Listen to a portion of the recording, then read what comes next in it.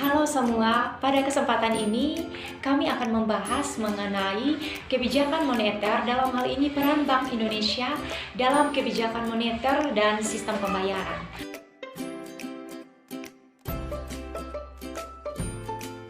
Nah, yang pertama, konsep dasar kebijakan moneter. Kebijakan moneter adalah seperangkat kebijakan ekonomi yang dibuat untuk mengatur ukuran serta tingkat pertumbuhan pasokan uang di dalam perekonomian negara. Atau kebijakan moneter adalah upaya pemerintah dalam mengendalikan atau mengarahkan perekonomian makro menuju pada kondisi yang diinginkan yang lebih baik dengan jalan mengatur jumlah uang beredar. Kondisi lebih baik yang dimaksudkan di sini adalah ketika output keseimbangan meningkat dan atau stabilitas harga terpelihara atau dalam hal ini inflasi terkontrol. Kebijakan moneter ini adalah bagian dari kebijakan bank sentral atau otoritas moneter yang dilakukan dalam bentuk pengendalian besaran moneter yang bertujuan untuk mencapai perkembangan kegiatan perekonomian yang diinginkan. Pemerintah dapat mengambil kebijakan moneter dalam rangka mempertahankan, menambah, mengurangi jumlah uang yang beredar di pasaran sebagai upaya mempertahankan kemampuan ekonomi agar tetap bertumbuh sekaligus untuk mengendalikan inflasi. Selanjutnya, pada kebijakan moneter ini secara umum dapat dibagi menjadi dua. Yang pertama, kebijakan moneter ekspansif, dan yang kedua, kebijakan moneter kontraktif. Kebijakan moneter ekspansif atau monetary expansive itu adalah kebijakan di mana pemerintah menambah jumlah uang yang beredar. Dan yang kedua, kebijakan moneter kontraktif atau monetary kontraktif, yaitu ketika pemerintah mengurangi jumlah uang yang beredar. Kebijakan ini juga sering disebut dengan kebijakan uang ketat. Kebijakan ini diambil oleh Bank Sentral atau BI, Bank Indonesia, dengan tujuan memelihara dan mencapai stabilitas nilai mata uang yang dapat dilakukan antara lain dengan pengendalian jumlah uang yang beredar di masyarakat dan juga penetapan suku bunga. Dalam praktiknya, pemerintah juga mengharapkan adanya perkembangan kegiatan perekonomian berupa stabilitas ekonomi makro yang antara lain dapat tercermin dari stabilitas harga atau rendahnya laju inflasi, membaiknya perkembangan output real atau pertumbuhan ekonomi, serta cukup luasnya lapangan atau kesempatan kerja yang tersedia. Tujuan akhir dari sebuah kebijakan moneter adalah suatu kondisi ekonomi makro yang ingin dicapai. Tujuan tersebut tidak sama dari satu negara dengan negara lainnya, serta tidak sama dari waktu ke waktu. Tujuan moneter ini tidak statis, namun bersifat dinamis, karena selalu disesuaikan dengan perekonomian suatu negara.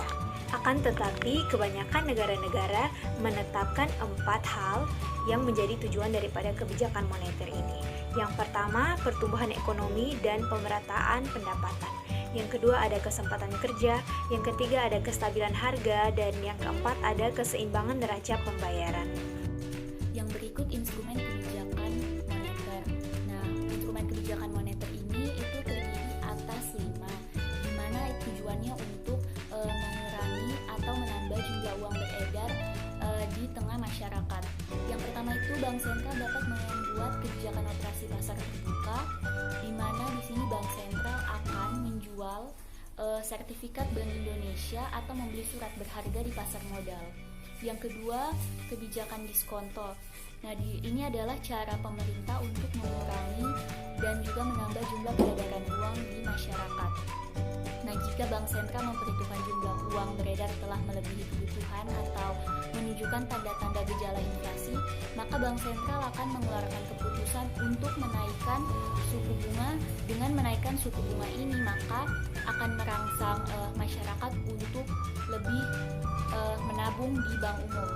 Kemudian yang ketiga itu ada kebijakan cadangan kas, di mana di sini Bank Sentral membuat peraturan untuk menaikkan atau menurunkan cadangan kas atau cash ratio, dan bank umum itu dapat menerima uang dari nasabah dalam bentuk giro, tabungan, deposito, sertifikat deposito atau jenis tabungan lainnya, serta terdapat persentase tertentu dari uang yang disetorkan oleh nasabah dan tidak boleh dipinjamkan.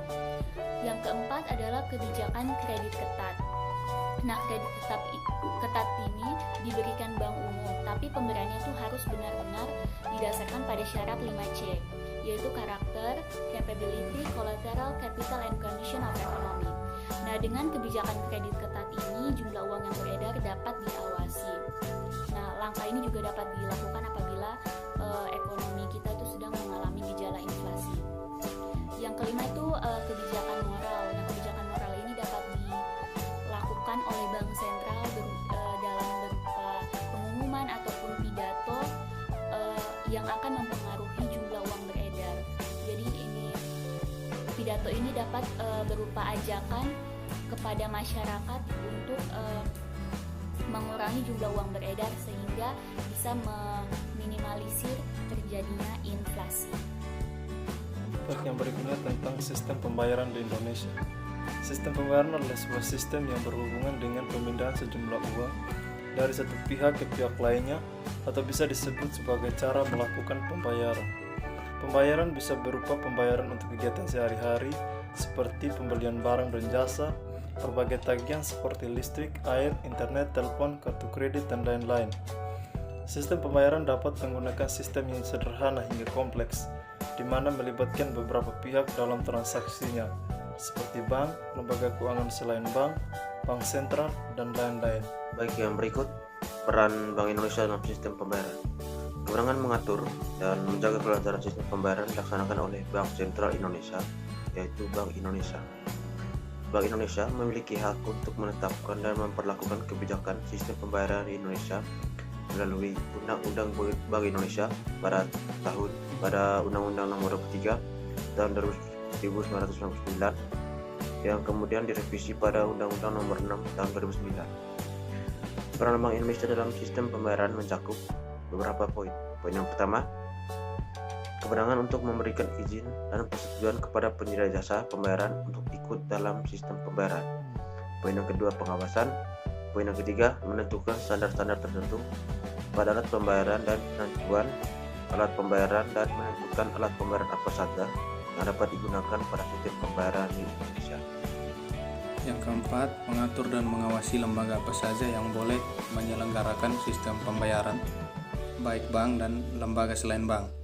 Yang kelima, kebijakan pengendalian risiko, efisiensi tata kelola, dan lain-lain. Kewenangan dalam menjalankan sistem Bank Indonesia Real Time Gross Settlement atau BIRTGS. Yang keenam, kewenangan sebagai penyelenggara sistem clearing antar bank untuk jenis-jenis alat pembayaran tertentu melalui sistem Clearing Nasional Bank Indonesia atau SKNBI. Selanjutnya, alat pembayaran. Alat pembayaran digunakan sebagai media untuk melakukan berbagai macam transaksi. Alat ini tidak hanya berbentuk tunai, namun dapat juga dalam bentuk non-tunai. Yang pertama, alat pembayaran tunai. Tunai merupakan alat pembayaran yang paling konvensional, yaitu menggunakan uang kartal yang terdiri dari uang kertas dan uang logam. Pembayaran menggunakan uang kartal memang paling umum ditemukan dalam kehidupan sehari-hari karena mudah digunakan untuk transaksi dengan nominal yang kecil. Yang kedua, alat pembayaran non-tunai. Alat pembayaran non-tunai adalah seluruh alat pembayaran selain uang tunai atau uang kartal. Alat pembayaran non-tunai atau uang giral biasa digunakan untuk melakukan pembayaran transaksi yang berjumlah besar sehingga lebih efisien dibandingkan pembayaran dengan uang kartal. Perkenalkan, nama saya Putri Indriani Graciela Napu dengan NIM 1910051 dari Prodi Ekonomi Pembangunan. Selanjutnya, saya akan menjelaskan tentang studi kasus dampak kebijakan moneter terhadap pertumbuhan ROA industri perbankan regional. Penelitian ini memilih Bank Sinar Harapan Bali sebagai representatif industri perbankan tingkat regional untuk dikaji dan dipetakan arah pertumbuhan usahanya yang berdampak dari penetapan kebijakan moneter Bank Indonesia. Pertumbuhan usaha Bank Sinar Harapan Bali ditentukan berdasarkan tolak ukur kinerja Return on Asset atau ROA yang akan dipengaruhi oleh arah kebijakan moneter suku bunga SBI dan kebijakan moneter giro wajib minimum. Kedua, instrumen kebijakan SBI dan GWM adalah perangkat kebijakan moneter Bank Sentral yang akan berdampak pada kinerja usaha Bank Sinar Harapan Bali. baik melalui pengaruh secara tidak langsung melalui LDR dan NIM. Hasil analisis menunjukkan bahwa SBI memiliki hubungan negatif dengan ROA sebesar min 0,359, sedangkan GWM ditemukan positif sebesar 0,155 terhadap ROA.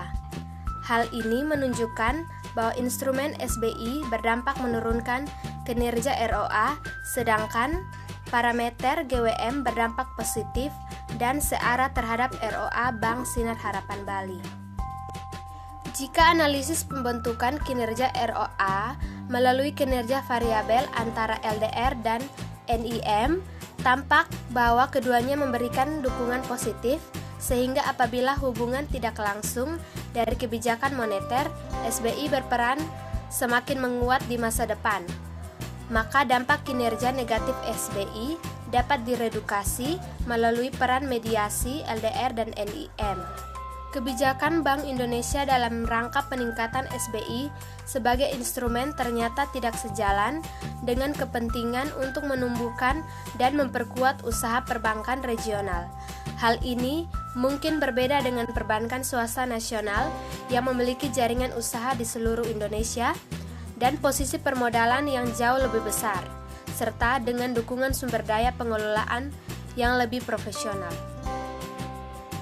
Baik, kesimpulan yang kami ambil yaitu kebijakan moneter merupakan salah satu bentuk kebijakan ekonomi yang dikeluarkan dan dikontrol oleh Bank Sentral, yaitu Bank Indonesia, untuk mengatur tingkat pertumbuhan uang dalam suatu negara. Kebijakan ini dilakukan dengan berbagai cara, termasuk penyesuaian suku bunga, mengubah jumlah uang tunai yang berada di pasar, serta pembelian atau penjualan. Kebijakan ini diambil oleh Bank Sentral atau Bank Indonesia dengan tujuan memelihara dan mencapai stabilitas nilai mata uang yang dapat dilakukan antara lain dengan pengendalian jumlah uang yang beredar di masyarakat dan penetapan suku bunga. Kebijakan moneter meliputi langkah-langkah kebijakan yang dilaksanakan oleh Bank Sentral atau Bank Indonesia untuk dapat mengubah suku bunga yang ada dengan tujuan mempengaruhi pengeluaran dalam perekonomian. Sekian dan terima kasih.